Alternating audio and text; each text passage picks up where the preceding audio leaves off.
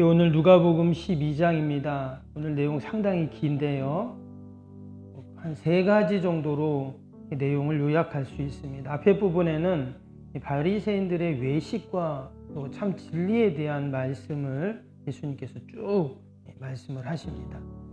우리가 성경을 보면 여러분들 성경도 그렇지만 빨간 글씨로 이렇게 되어 있죠. 빨간 글씨는 누가 얘기한 겁니까? 예수님이 얘기하신 거잖아요. 그래서 그냥 다른 스토리나 이야기보다 예수님이 직접 하신 말씀들이기 때문에 우리가 이 말씀들은 천천히 묵상하면서 다시 한번 읽어보면 더 많이 은혜가 됩니다. 그 다음에 이제 13절부터는 우리가 잘 아는 어리석은 부자 비유가 나옵니다. 또 세상의 염려에 대한 말씀도 나오고 이제 뒷부분에는 천국에 대한 얘기, 종말 예수님의 재림에 대한 교훈을 쭉 말씀을 하고 있습니다. 오늘 새벽에는 중간에 있는 그 어리석은 부자 비유 이야기를 잠시 살펴보고 은혜를 나누겠습니다. 이 내용은 너무나 유명하죠. 예수님께서 어리석은 부자 비유를 통해서 너무나 귀한 하늘의 영적인 진리를 우리에게 말씀해 주고 계십니다. 예수님이 이 말씀을 하신 이유가 있습니다. 오늘 이 말씀을 하신 이유가 13절 한번 볼까요? 13절 보시면 무리 중에 한 사람이 이르되 선생님 내 형을 명하여 유산을 나와 나누게 하소서 하니 그랬습니다. 1절에 보면 지금 수만 명이 예수님의 말씀을 듣기 위해서 예수님을 보기 위해서 모여 있어요. 1절에 보면 수만 명이라고 되어 있어요. 근데 그 중에 어떤 사람이 예수님의 말씀을 쭉 들어보니까 보통 분이 아니라는 걸 안 거예요. 그 지혜와 또 그 탁월함이 다른 어떤 선생님들이나 율법 교사들하고는 달랐다는 거죠.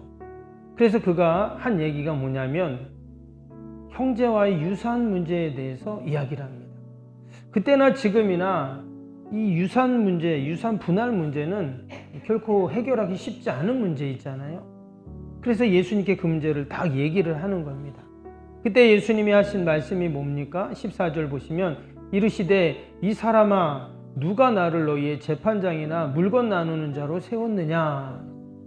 그러니까 예수님이 말씀을 쭉 하시면서 하늘의 진리를 가르쳐 주시는데 이 사람이 지금 유산 문제를 이야기할 때 예수님께서는 마치 조금 기분이 나쁜 듯이 말씀하는 거예요. 이 사람아 누가 나를 너희 재판장으로 세웠냐 이렇게 말씀합니다. 이것은 예수님이 정말 기분 나쁘고 화나서 이런 말씀을 한 게 아니라 예수님께서 진정 말씀하시는 것은 다른 거라는 거예요. 유산 문제, 지금 이 사람이 고민하는 문제도 당연히 예수님은 해결해 주십니다. 그러나 예수님께서 이 땅에 오신 진정한 이유, 또 예수님의 말씀에 진정한 말씀의 이유가 뭔가를 이제 얘기를 하시는 거죠. 오늘 이 어리석은 부자 비유 내용은 이런 내용입니다. 이제 16절부터 21절까지 나오죠. 어느 마을에 한 사람이 사는데 이 사람이 밭을 많이 가지고 있어요. 근데 농사를 지었는데 그 해 이제 추수한 소출이 이전보다 몇 배나 많았습니다. 그러면 추수를 해서 그것을 창고에 다 들여놔야 되는데 창고가 작은 거예요. 그럼 어떻게 해야 되죠? 창고를 더 지어야 되잖아요. 그래서 이 사람이 창고를 더 넓히게 됩니다. 그리고 추수를 하고 나서 그 곡식을 곡간에 차곡차곡 다 채워놨어요. 그리고는 그가 그 밤에 이런 독백을 합니다. 19절 보세요. 또 내가 내 영혼에게 이르되 영혼아 여러 해 쓸 것을 많이 쌓아두었으니 평안히 쉬고 먹고 마시고 즐거워하자리라되. 그런데 이 장면에서 이제 하나님이 다 개입을 하십니다. 하나님이 그 밤에 그 부자에게 나타나신 거예요. 그리고는 20절에 이렇게 말씀합니다. 하나님은 이르시되 어리석은 자여 오늘 밤에 내 영혼을 도로 찾으리니 그러면 내 준비한 것이 누구의 것이 되겠느냐 하셨으니. 여기 보면 하나님이 그 사람을 가리켜서 뭐라고 했습니까? 어리석은 자여 그랬죠.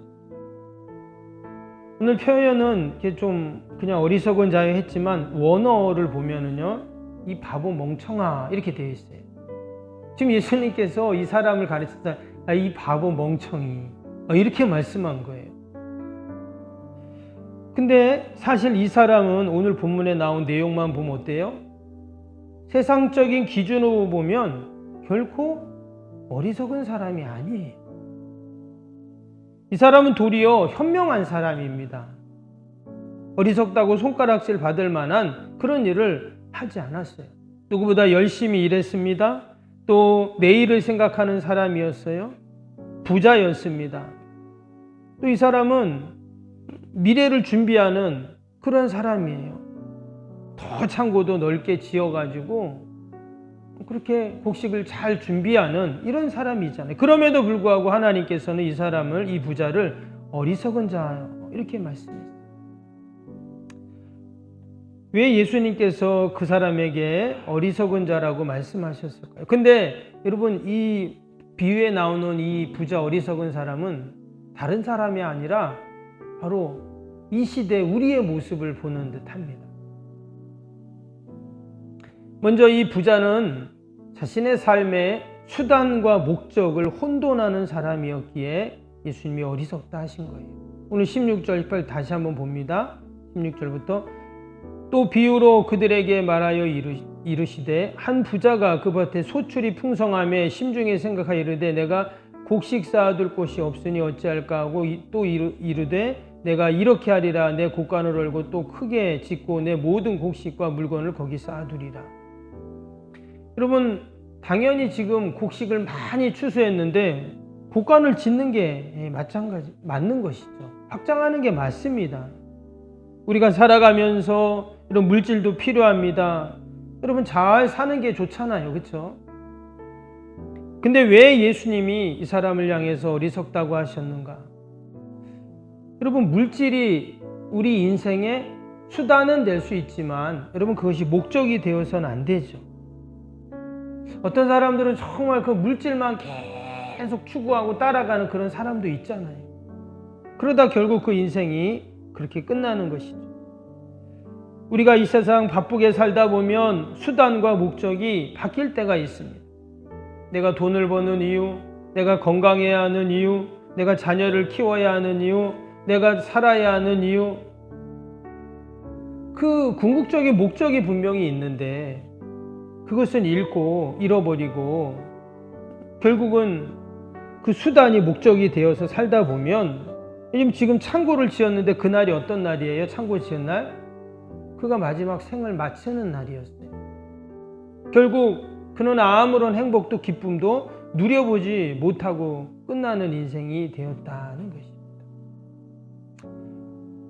그러나 하나님께서는 저와 여러분들에게 하늘의 지혜를 주셔서 우리가 이 땅에서 어리석은 자로 사는 게 아니라 지혜로운 자로 살게 하셨는 줄로 믿습니다.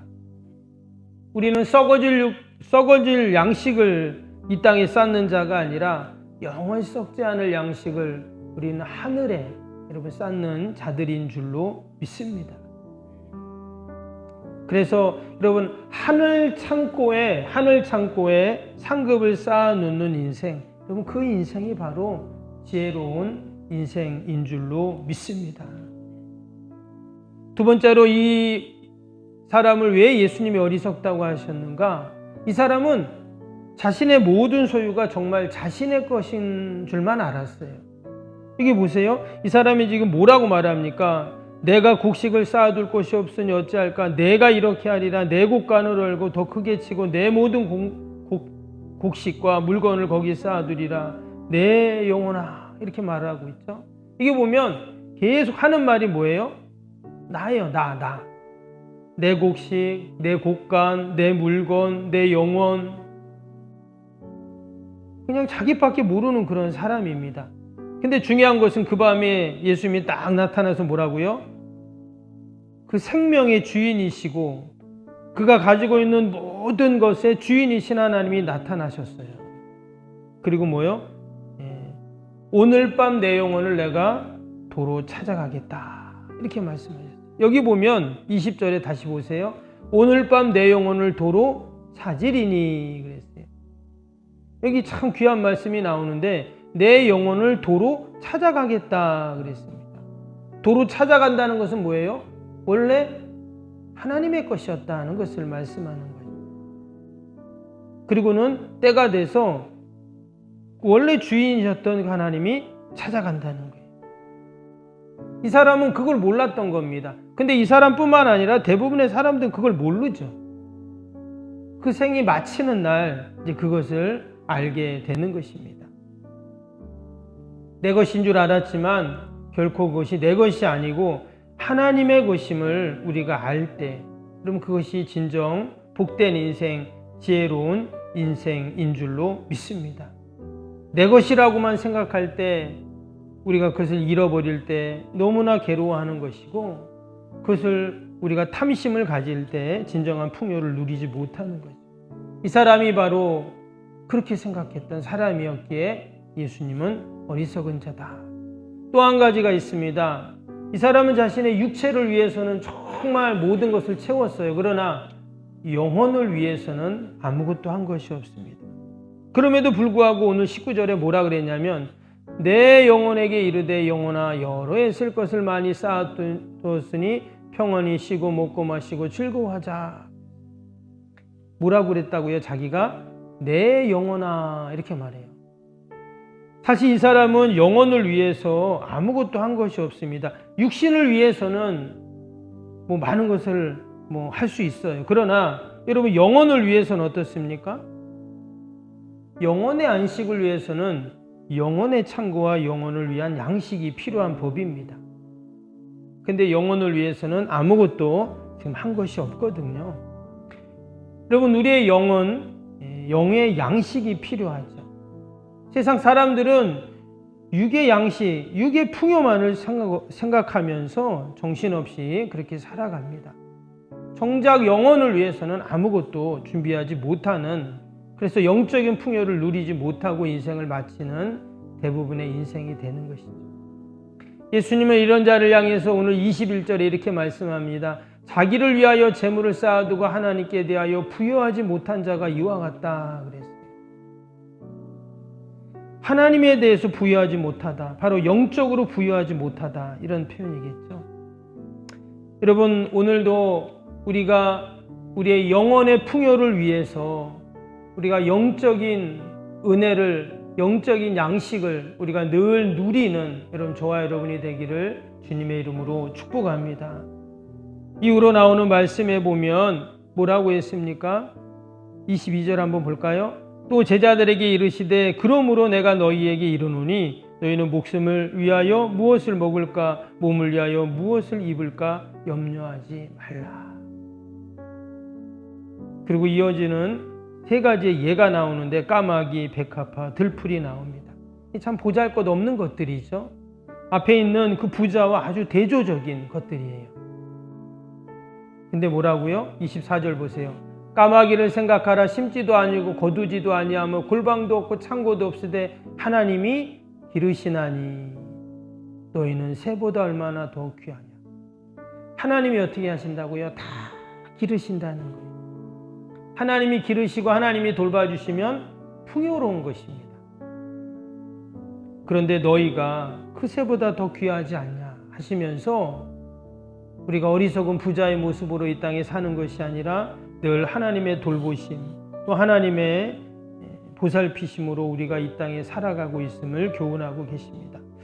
오늘도 우리가 무엇을 먹을까, 무엇을 마실까, 무엇을 입을까 염려하는 인생이 아니라 늘 하나님의 돌보심을 생각하면서 영적인 풍요를 늘 추구하는 저와 여러분이 되시기를 주님의 이름으로 축복합니다. 우리 오늘 목요일 기도 함께 하겠습니다. 61번부터 75번까지입니다. 목요일 기도입니다. 모든 예배를 통해 하나님의 임재와 회복, 치유의 역사를 경험하게 하옵소서. 아멘. 살아계신 하나님을 만나는 예배, 감격이 있는 역동적인 예배가 되게 하옵소서. 아멘. 온 성도들이 예배를 사모하게 하시고 처한 곳에서 예배자가 되게 하옵소서. 아멘. 성도들 간의 친밀한 교제를 통해 치유와 회복의 역사가 일어나게 하옵소서. 아멘. 한 사람도 소외됨이 없이 모든 성도들이 풍성한 사랑을 경험하게 하옵소서. 아멘. 선교와 구제, 섬김의 역사가 역동적인 예수 생명의 교회가 되게 하옵소서. 아멘. 새가족 모임과 구역 선교회를 통해 세가족들이 교회에 잘 정착하게 하옵소서. 아멘. 올해도 구역 모임과 부서 모임, 남녀 선교 모임이 잘 이루어지게 하옵소서. 아멘. 교회 학교가 더욱 부흥하고 청년부 모임이 활성화되게 하옵소서. 아멘. 성도들이 직분과 은사를 따라 1인 1사역을 실천하며 교회를 섬기게 하옵소서. 아멘. 모든 성도들이 예수님의 섬김과 헌신의 마음을 품고 진실하게 행하게 하옵소서. 아멘.